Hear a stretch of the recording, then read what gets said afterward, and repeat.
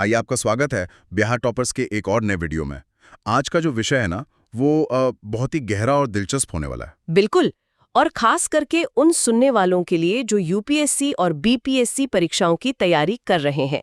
आज हम NCERT class 10 के पहले अध्याय यूरोप में राष्ट्रवाद का उदय इस पर पूरी तरह से चर्चा करने वाले हैं। हाँ, और इस लंबे चौड़े इतिहास को समझने के लिए हमने इस पूरे विश्लेषण को ना एक कहानी का रूप दिया है। एक ऐसी कहानी जिसे हम सपनों से विनाश तक कह सकते हैं, मतलब फ्रॉम ड्रीम्स टू डिस्ट्रक्शन। ये कोई आम इतिहास का बोरिंग लेक्चर नहीं होगा। एग्जैक्टली। हम इस कहानी में 4 मुख्य पड़ाव देखेंगे। पहला, फ्रांसीसी क्रांति से राष्ट्र का विचार कैसे निकला। दूसरा, उदारवाद और रूढ़िवाद यानी लिबरलिज्म और कंजर्वेटिज्म का आपस में टकराव। और तीसरे पड़ाव में हम जानेंगे कि आज के जो आधुनिक राष्ट्र राज्य हैं, जैसे जर्मनी, इटली और ब्रिटेन, ये अस्तित्व में आए कैसे।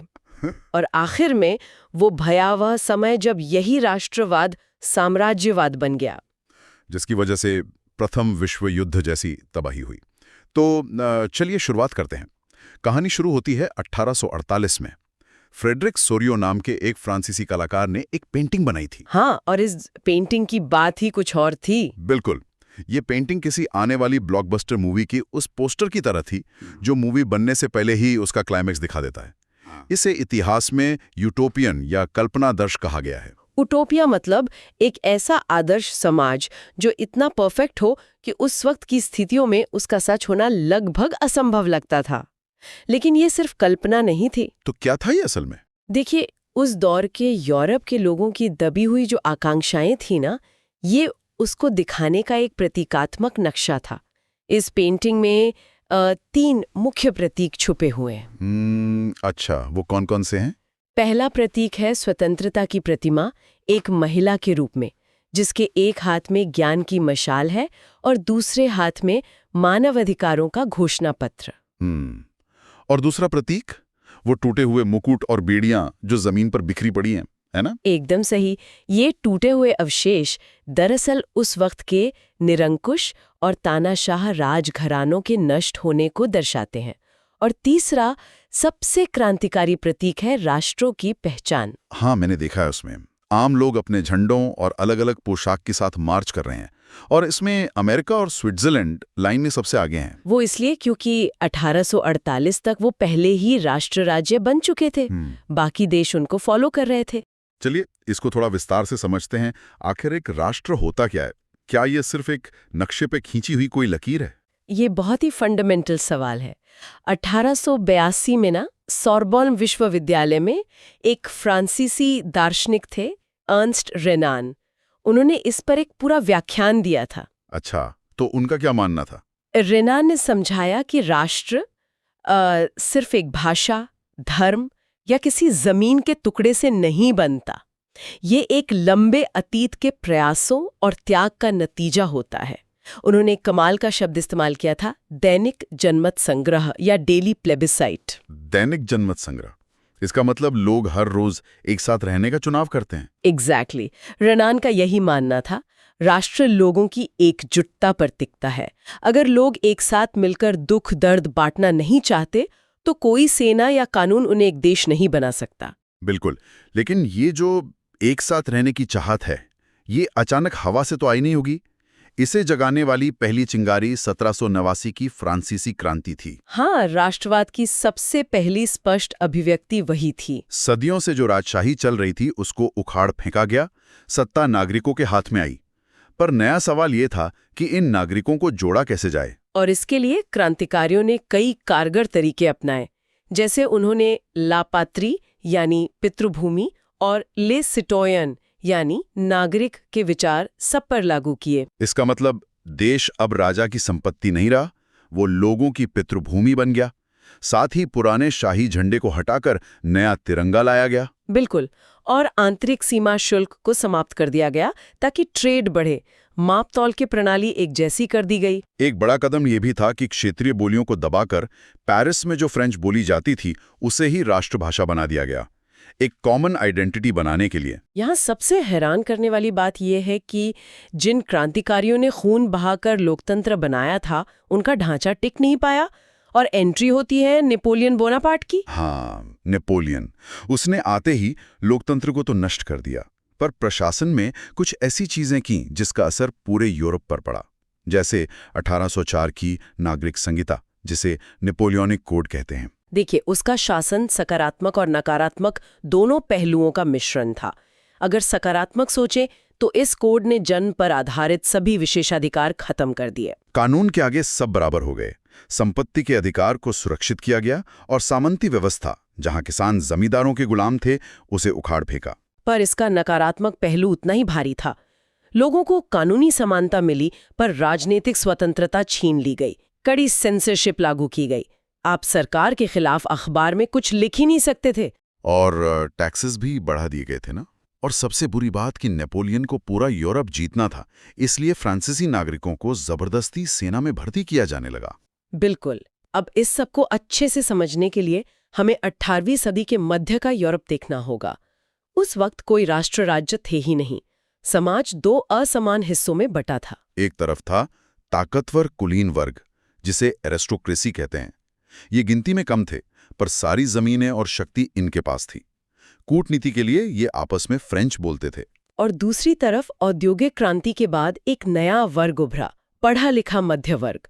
इसमें उद्योगपति और व्यापारी शामिल थे, और इसी वर्ग ने उदारवादी राष्ट्रवाद यानी लिबरल नेशनलिज्म को फैलाया। लिबरल का मूल अर्थ तो आजाद होता है, तो उनके लिए आजादी का मतलब क्या था? राजनीतिक रूप से संविधान और सहमति से बनी सरकार, पर आर्थिक आजादी भी उतनी ही जरूरी थी। क्योंकि आर्थिक रूप से इसका मतलब था बाजारों की स्वतंत्रता। इसका एक बढ़िया उदाहरण स्रोत में है, 1834 का ज़ोलवेराइन। ये प्रशिया के पहल पर बना सीमा शुल्क संघ था, है ना? बिल्कुल।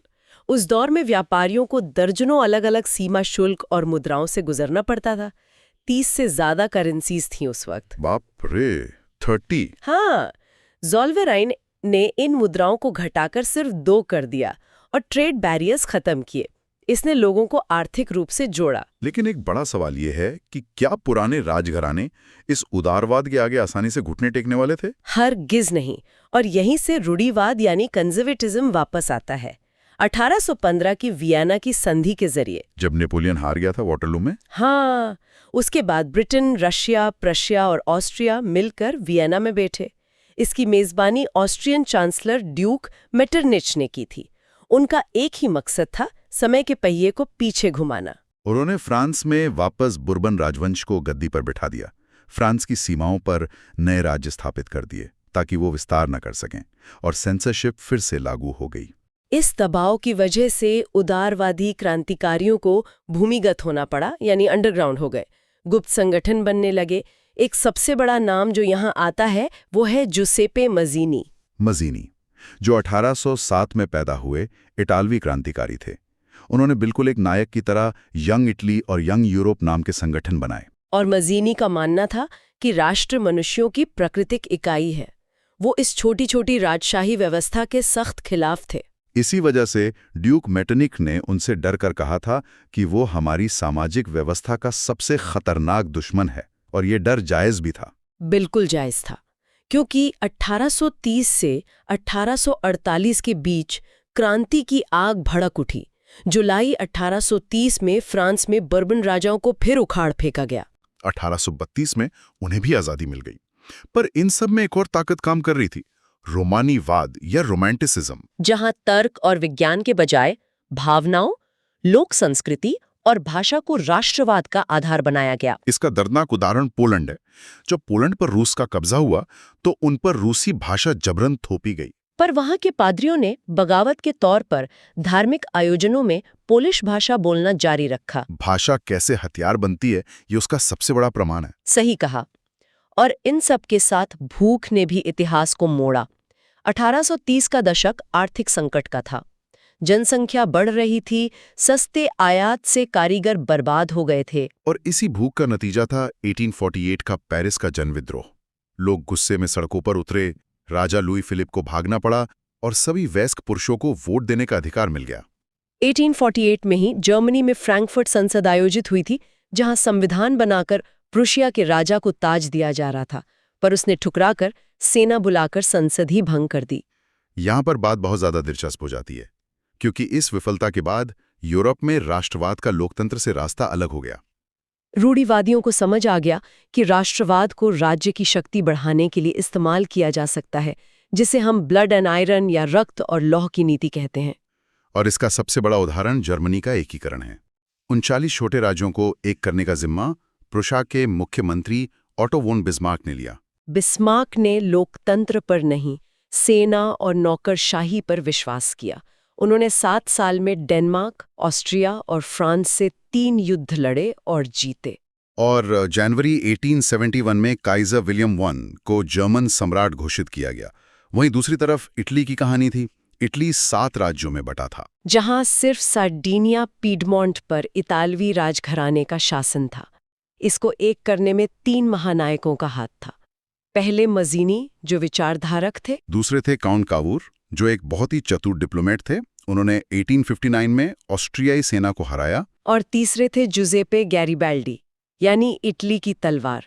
उन्होंने रेड शर्ट्स नाम की सेना बनाई और दक्षिणी इटली को आज़ाद कराया। 1861 में विक्टर इमैनुअल II वहां के राजा बने। लेकिन जब हम ब्रिटेन की बात करते ना, तो मामला बिल्कुल अलग है। ये किसी क्रांति का नहीं, लंबी कानूनी प्रक्रिया का नतीजा था, जैसे किसी बिल्डिंग को ईंट दर ईंट बदलना। 1688 में ही इंग्लिश पार्लियामेंट ने राजशाही से सत्ता छीन ली थी। फिर 1707 में एक्ट ऑफ यूनियन लाया गया, जिससे इंग्लैंड और स्कॉटलैंड मिलकर United kingdom of great Britain बने। पर इसमें स्कॉटलैंड की संस्कृति को बेदर्दी से दबाया गया। हाँ, और 1801 में आयरलैंड को भी जबरन शामिल कर लिया गया। एक नया ब्रिटिश राष्ट्र बना जहां इंग्लिश संस्कृति और यूनियन जैक झंडा थोप दिया गया। तो तुलना करें तो जर्मनी सैन्य शक्ति से बना, इटली कूटनीति और जन विद्रोह से, और ब्रिटेन संसदीय कानूनों और संस्कृति को कुचलकर बना। हाँ, इन सब के बीच राष्ट्रवाद की भावना को आम लोगों तक पहुंचाने के लिए रूपक यानी एलिगोरी का सहारा लिया गया। जैसे फ्रांस की मैरियान, जो लाल टोपी और तिरंगे के साथ थी, और जर्मनी की जर्मेनिया, जो बलूत यानी ओक के पत्तों का मुकुट पहनती थी। ओक जर्मन परंपरा में वीरता का प्रतीक है और टूटी बेड़ियां आजादी का। पर अगर हम इसको बड़े संदर्भ में देखें तो यही राष्ट्रवाद 19वीं सदी के अंत तक आते आते बहुत संकीर्ण हो गया। मतलब साम्राज्यवाद या इंपीरियलिज्म अब हर देश दूसरे पर कब्जा करना चाहता था। और इसकी सबसे बड़ी कीमत चुकाई बाल्कान क्षेत्र ने। ऑटोमन साम्राज्य गिर रहा था और स्लाव निवासियों में आजादी की आग और ईर्ष्या बढ़ गई थी। एक क्षेत्र एक बारूद का ढेर बन गया। यूरोपियन शक्तियों जैसे रशिया, जर्मनी, इंग्लैंड, इनके लालच ने 1914 में दुनिया को प्रथम विश्व युद्ध में धकेल दिया। और वो सपना जो स्वतंत्रता के रूप में शुरू हुआ था, विनाश पर आकर रुका। तो परीक्षा के लिए हमें इन तिथियों को बस एक लड़ी में याद रखना है। 1789 की फ्रांसीसी क्रांति, 1804 में नेपोलियनिक कोड, 1815 में वियना की संधि, 1848 की क्रांतियां, 1859-1870 में इटली का बनना और 1866-1871 में जर्मनी का एकीकरण। इन्हें जोड़कर रखना जरूरी है। आज के इस डीप डाइव में इतना ही। अगले विशेष विश्लेषण के साथ फिर से मुलाकात होगी।